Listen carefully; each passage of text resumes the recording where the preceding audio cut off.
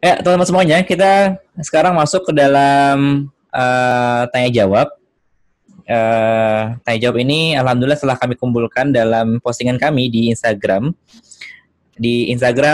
@daimuda_cordova. Alhamdulillah, terima kasih banyak untuk teman-teman semua yang sudah memberikan pertanyaan pada kita semua hari ini. Alhamdulillah, ada beberapa pertanyaan dari akun-akun yang mendukung kegiatan kami. Pertama ada pertanyaan dari Anita Rusdiana 06. Pastinya kita akan tahu dan bisa melihat sendiri poin negatif yang dihasilkan dari anjuran pemerintah ini. Terlagi untuk para mahasiswa yang butuh banyak aksi dan temu langsung. Saya ingin tahu, kira-kira ada nggak sih atau apa sih poin positif atau hikmah dari adanya anjuran pemerintah tentang social distancing dan physical distancing ini dalam ranah pergerakan dan organisasi kampus. Nah, ini kan berarti pertanyaan tentang apa sih hal positif atau hikmah dari hal ini. Nah, gimana mungkin pandangannya Bang Akmal? Ya, Mas. Hal positifnya kita bisa yang di rumah ya, bisa dekat sama keluarga, bisa terus bisa tahulah karakteristik misalnya yang emang jarang di rumah gitu kan, karakteristik adiknya, karakteristik kakaknya, terus bisa mendekatkan diri lebih kepada Allah gitu kan, yang biasanya di luar tuh kita jarang-jarang, maksudnya mendekatkan diri kepada Allah tuh bareng-bareng keluarga gitu kan, misalnya kan di luar kan jarang gitu kan, misalnya kita sholat jamaah tuh nggak pernah bareng ayah atau ibu gitu, atau jarang sama adik gitu. Kita atau bisa kita ngajarin adik kita baca Quran atau apa, itu sisi positifnya gitu lah kan, kayak kita ngelihat positive thinking, ternyata Allah menurunin wabah ini wabil khusus untuk saya, ternyata ada hikmahnya gitu kan. Sehingga kalian lebih dekat ya sama keluarga yang awalnya mungkin kebanyakan di Iya, kampus, mungkin sekarang saatnya itu iya, abdi orang tua ya. iya, atau yang di kosan gitu kan. Hmm. Uh, Kasusnya kayak saya gitu kan, kalau saya kan di kosan gini, nggak pulang ke rumah gitu kan. Mungkin bisa lebih dekat gitu kan sama teman-teman yang di kosan gitu, yang tadinya sebelah kamar yang nggak kenal gitu kan, bisa jadi ngobrol bareng atau makan bareng, kegiatan sehari-hari di kosan, jadi kan seharian di kosan gitu kan, jadi bareng-bareng terus gitu kan.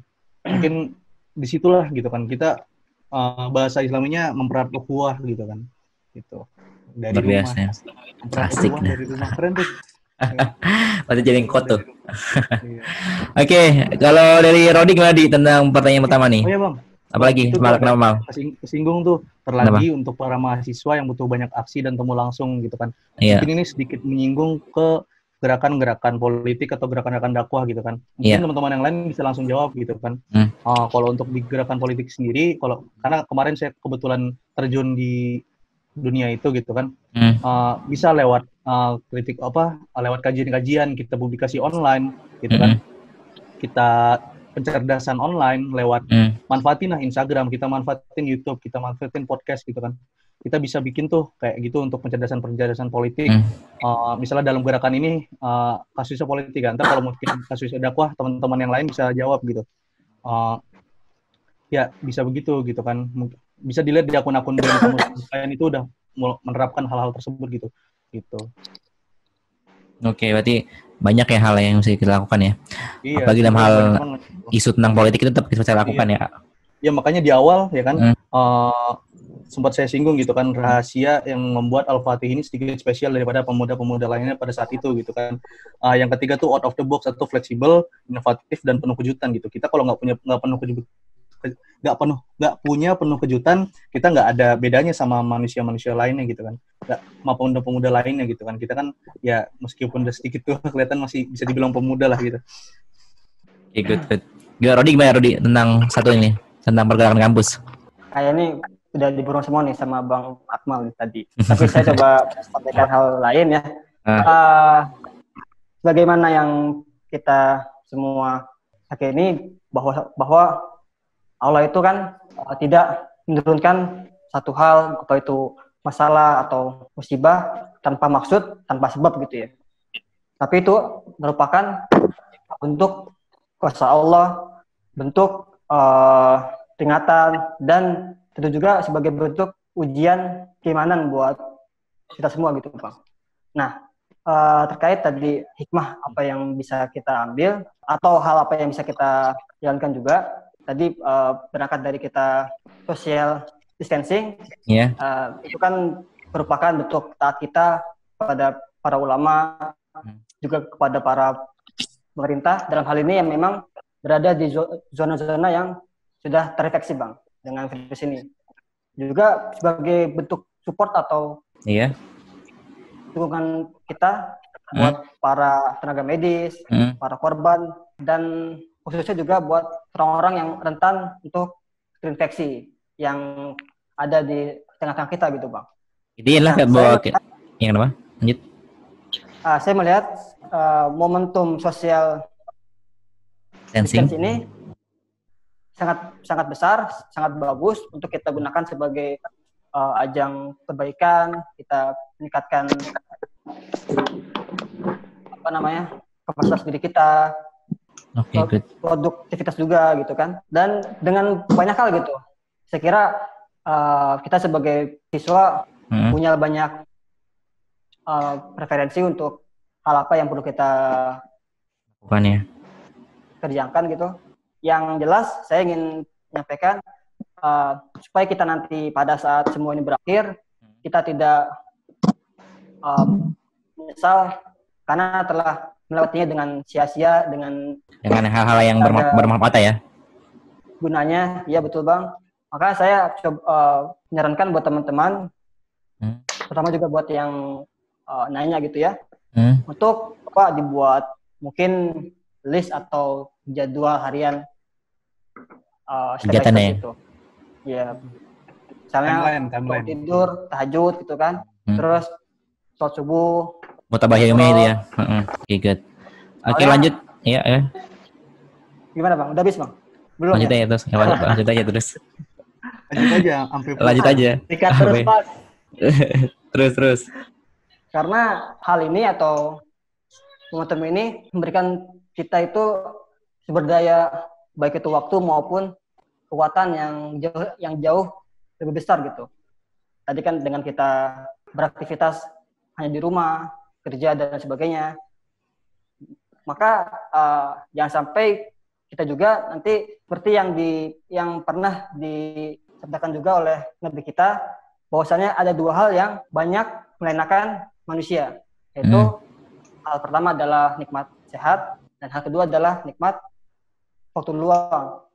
Karena dua hal ini ibarat sebilah pedang yang jika kita mampu untuk memainkannya, maka kita akan menang. Namun jika kita nggak bisa maininnya, maka otomatis justru kita akan terluka gitu, Bang. Sama hal dengan dua hal itu.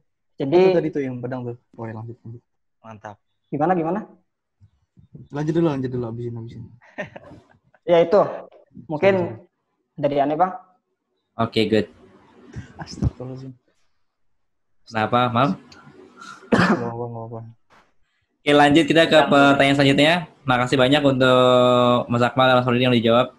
Selanjutnya pertanyaan dari Neila23_. Dalam masa social distancing ini, kita bisa tetap bermanfaat meski ruang gerak terbatas, melalui sosial media tentunya. Namun, bagaimana memahamkan para orang tua bahwa perkuliahan daring, diskusi maupun rapat online ini mengharuskan kita standby dengan handphone dan laptop, karena tuntutan, bukan keinginan. Terima kasih, Kak. Nah, gimana kira-kira Rido tentang hal ini, Dok? Orang tua yang kayaknya ngeliatnya bawaannya ya mungkin ya bahasanya lah seuzon atau mungkin ini anak kok di kamar mulu main handphone mulu ngomong mulu telepon mulu, manfaat gak sih waktunya gitu. Nah gimana Dok kira-kira Dok? Orang tua. Nah Dok. Iya benar ya Bang Adi, terima kasih pertanyaannya. Iya. Sebenarnya sih untuk di zaman seperti ini sih kayaknya nggak sulit untuk membuat orang tua paham ya apa yang sedang terjadi, karena pemberitaannya juga luas banget. Karena memang ada work from home, ada belajar dari rumah, segala macam. Tapi kembali lagi permasalahannya kalau seperti itu sih lebih ke komunikasi. Kalau menurut Ane pribadi gitu, seharusnya ketika ada kebijakan dari pemerintah langsung disampaikan kepada orang tua. Karena orang tua itu sebetulnya butuh cuma dua sih teman-teman. Pertama itu alasan, dan yang kedua itu bukti. Alasan kenapa kita online terus, dan tunjukkan nih buktinya kalau kita ternyata lagi belajar. Jadi jangan sampai lagi teman-teman lagi diskusi kayak gitu terus ketawa-tawa sendiri, terus gimana tuh hal-hal yang menunjukkan sesuatu yang tidak belajar gitu ya. Jadi masalah tentang packaging kita menyampaikan, delivery kita menyampaikan kepada orang tua tentang alasan dan bukti kalau kita belajar sih. masalah komunikasi ya teman-teman. Coba yakini dengan tunjukkan alasan dan bukti kalau kalian lagi belajar gitu. Jadi wajahnya harus meyakinkan juga ya, jangan ambigu lah gitu ya. Itu sih palingan. Oke, good. Ini adalah memberikan apa? Ini komunikasi semuanya, ngomong ya. Iya, alasan dan bukti sebetulnya. Ngomong ya. Kadang kalau soalnya juga kebanyakan anak-anak ngomong ya. Kadang ada juga yang di rumah tuh apatis sama orang tuanya ya. Jadi pulang taunya ke kamar aja nggak nyapa orang tua. Nah itu. Siapa tuh? Apa tuh? Yang jarang pulang ke rumah kali. Akmal jarang pulang ke rumah tuh. Iya, Apa saya nggak Rizky? punya orang tua Pak, gimana Pak? Si Akmal. ya. Siap lah. Oke, lanjut ke pertanyaan ke ada yang menjawab pertanyaan ini? Mau nambahin sih, maksudnya membenarkan tadi kan Ya. dari Bang Fatah gitu kan. Benar sih kuncinya komunikasi. Rido bukan Fatah. Tadi Bang Rido ya? Rido bukan Fatah. Sorry. Nggak, kirain tadi Fatah yang jawab. Rido. Lanjut. Bang Rido, Afwan. Ah. Apa namanya? Bener ya, komunikasi kuncinya gitu. Misalnya kan banyak ya kan karakteristik orang tua di Indonesia kita nggak cuma satu doang. Ada yang Betawi yang kasar, yang Sunda yang rada halus gitu kan, yang Jawa emang ada yang kasar dan halus gitu kan. Tergantung latar belakang kita sih. Jadi kuncinya komunikasi. Kalau emang biasanya kalau yang begitu-gitu biasanya ya nggak tahu di lapangan gimana, itu emang jarang dekat sama orang tua ataupun emang orang tuanya keras gitu kan. Ya udah dijelasin pelan-pelan aja. Nih Pak, nih Bu gitu kan. Nih B, nih Nya gitu kan. Gue lagi kuliah nih. Kalau enggak aku lagi kuliah gitu kan. Sama orang tua masa gua sih. Iya, siapa tuh orang Betawi gitu kan. Orang Betawi kan masih gua gitu kan. Kalau Betawi kan gua mau bapaknya, mau nyanya kan gua ngomongnya gitu. Oh gitu. Apa namanya? Ya udah ditunjukin aja kalau emang kita bener-bener kuliah kan ya kita ngapain takut gitu. Ya udah masuk kamar nggak apa-apa Bu gitu kan. Mah gitu. Lihat kita kuliah nggak apa-apa gitu. Nggak apa-apa biar ibunya percaya ngerasain gitu kan. Kalau emang kurang deket ya udah dijelasin pelan-pelan aja gitu. Kalau emang nggak paham-paham ya tinggal doa kitanya. Semoga Allah ngasih pintu hidayah. Hidayah ya kan. Oke, kita lanjut ke pertanyaan selanjutnya. Ada dari namanya Rodislan. Iya, saya teman sedikit Bang. Saya jadi teringat satu ungkapan bahasa Inggris. Yeah. Jadi giving is the best communication. Nah, apa maksudnya? Betul bahwa pasti orang tua itu bakal cemas gitu kan, atau mungkin melihat kita jadi negatif jika kita hanya fokus dengan HP kita, kuliah kita dan lain-lain gitu. Nah, memang kalau pengalaman saya itu biasanya itu nggak jarang mereka itu memang butuh apa ya bahasanya, peran kita gitu, atau misalnya perhatian itu ya. Kita bantu mereka, apakah cuman kita cuci piring, apakah kita cuman bersihin rumah, yang itu juga secara langsung jadi bukti bahwa kita nggak hanya fokus dengan kita sendiri, tapi juga kita memang care dengan keluarga, dengan orang tua gitu Bang. Itu mungkin tambahan saya sedikit good. saya. Nah, oke, kita ke pertanyaan selanjutnya. Ini kayak pertanyaan terakhir ya. Waktunya sudah lumayan panjang, kita diskusi alhamdulillah nggak terasa. Padahal kalau para pendengar nih kalau mau tahu, kita sekarang dulu diskusinya jam 10-an. Udah mulai jam 10 dari jam 8, luar biasa sekali. Insya Allah ya. Visual Bang. Iya. Nah ini sebenarnya pertanyaannya yang 3 lainnya nih hampir sama sebenarnya sih. Tapi mungkin mari saya rangkum lah. Pertanyaan dari Alvila, A-nya berapa nih? 1, 2, 3, 4, 5. Ada G_Hizura dan Hardian Tom. Intinya adalah bertanya kepada teman-teman semuanya, kepada pembicara pada hari ini, Menurut kalian, bagaimana sih pelaksanaan dakwah kampus yang baik di tengah merebaknya wabah virus corona ini? Adakah saran atau tips dari kakak-kakak terkait pelaksanaan kegiatan dakwah saat ini, seperti kajian maupun mentor rutin yang terhalang oleh kondisi saat ini? Nah, mungkin dari Fatah tadi kan udah jawab juga, udah banyak banget yang ngasih ini juga ya. Mungkin dari Rizky kali gambaran Ki. Jawab nih Bang. Yuk, silakan. Ya, yang pertama, ya tentu nggak bisa kita katakan lebih efektif ketimbang langsung ya, tetap bukan langsung. Karena kan yang namanya, apalagi semisal taklim itu kan ada ruh yang disampaikan, ada kondisi dan situasi yang bisa dirasakan. Tapi bukan berarti dalam artian kita nggak ngapa-ngapain. Ya sudah bagus teman-teman tadi udah menjelaskan ya bagaimana supaya bisa go online semua itu. Minimal meskipun nggak seefektif yang sebelum-sebelumnya, tapi seenggaknya ada. Nah ini juga yang penting sebenarnya ya. Aneh kemarin dapat informasi, ini jadi yang di negara yang sudah di lockdown, misalkan di Italia itu, ternyata ini apa ya? Istilahnya banyak situs-situs yang tidak senonoh itu, situs malah makin banyak mengunjunginya, Bang. Ini kan jadi tantangan buat lembaga dakwah gimana caranya supaya bisa membuat konten-konten yang bisa menandinginya. Karena Anda lebih prefer kayak gini. Misalnya teman-teman lembaga dakwah itu mungkin susah ya buat konten dengan kondisi kayak gini. Tapi kan kita sebenarnya punya banyak bahan, entah di YouTube, kan banyak ceramah-ceramah ustadz segala macam. Cobalah di remake agar supaya bisa dicerna lebih mudah oleh teman-teman objek dakwahnya.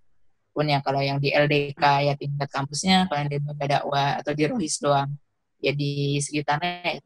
Intinya biar dakwah itu ngedekat ke jangkauan objek-objek dakwahnya ke teman-teman kita, entah di kelas atau entah di kampus. Paling gitu sih Bang dari Ani. Oke, menarik tuh. Nambahin ke Rizky tuh. Iya, soalnya bagus fakta yang tadi disampaikan oleh Rizky tentang benar pengguna pengakses tentang website tidak senonoh itu luar biasa nambahnya. Dan juga soalnya ada fakta menarik juga tentang terkait kondisi sekarang. Malah di Indonesia, nggak tahu ini benar atau enggaknya, tapi dia mengatakan bahwa datanya adalah karena saya bergerak di tingkat kekeluargaan, dengan adanya lockdown ataupun social distancing ini, ternyata angka perceraian itu tinggi, meningkat sangat pesat. Luar biasa. Itu luar biasa. Berarti kan banyak kondisi keluarga yang akhirnya mulai retak gara-gara kondisi mungkin ya suaminya di rumah aja, bingung juga, nggak kerja, nggak ada penghasilan, akhirnya istrinya mungkin ya bahasanya nggak kuat, nggak tahan, akhirnya udah cerai aja mas gitu. Dan kayak gitu. Tapi juga itu perlu dilihat dulu sih Bang, latar belakang mereka cerai itu sih, karena apa? Betul. Ya, atau memang sudah lama sebelum lockdown atau memang ketika lockdown baru mulai timbul rasa-rasa ini cerainya. Aku itu ya. Gimana Mal? Tadi nambahin Mal, silakan Mal. Ya nambahin gitu kan. Bener nih kata si Rizky gitu kan, kata Bang Rizky gitu kan. Gue manggil semuanya Bang ya, Bang. Iya. Apa namanya? Di Italia pengunjung dari situs porno gitu kan. Ini udah bahasa paling halus ya. Iya. Bahasa situs porno itu melonjak gitu kan. Di Indonesia mungkin ya semoga aja enggak gitu kan. Ini kemarin sempat aneh bahas nih di podcast aneh yang insya Allah besok jam 10 siang upload. Bahas ini juga bahas yang tadi tuh. Bisa sekalian promosi. langkah kebaikan di Spotify ada. Gitu. Bahas tentang sosial media peran sosial media pada saat ini gitu kan, apalagi sedang wabah corona. Nah, di bidang pendidikan udah mulai bagus nih, ada kayak skill akademi gitu kan. Ruang Guru udah ngasih beasiswa atau ini gratis, terus para provider tuh udah ngasih kuota gratis untuk akses situs pendidikan. Itu kalau menurut Aneh sendiri dari kacamata Aneh itu mulai banyak nih kalau dilihat dari ini ya teman-teman di sosial media Aneh ya, gitu kan. Itu banyak yang snapgram, banyak yang nge-share itu tentang pendidikan semua atau kursus online atau belajar online yang disediain sama provider ini internet gitu kan, atau dari Ruang Guru atau dari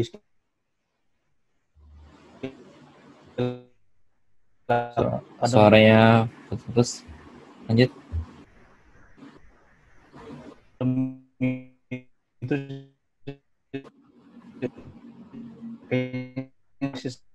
sama. Nah, itu menurut Anda udah satu langkah dari teman-teman di luar ya?